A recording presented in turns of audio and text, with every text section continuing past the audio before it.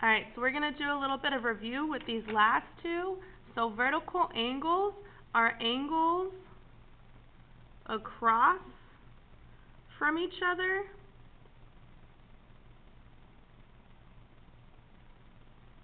So if we look at our diagram, well, 5 is across from 8, so those are vertical angles. And 7 is across from 6, so those are vertical angles.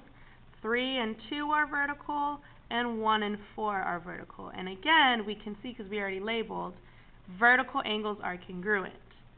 So example would be angle 1 is congruent to angle 4. So far, 1, 2, 3, 4 of the types of angles we've talked about all show congruent angles. Now, supplementary angles, this is not going to show congruent angles. I've noticed a lot of people mixing up supplementary with complementary. Supplementary adds up to 180 degrees. In other words, it makes a straight line. So supplementary makes straight lines. And an example of supplementary would be like 5 and 6, because those make a straight line. If we cover up that bottom half, that's a straight line. Or 1 and 3, those make a straight line.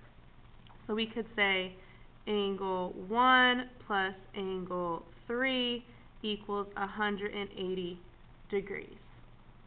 So what I want you to do now is I want you to go and get a highlighter, and I want you to take the highlighter and I want you to highlight all of the angles that we talked about that are equal. Well, that's going to be alternate interior. Those are inside, remember.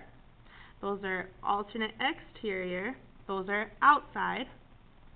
We have corresponding angles. Those are the same location. And then we have vertical angles. So these are angles across from each other.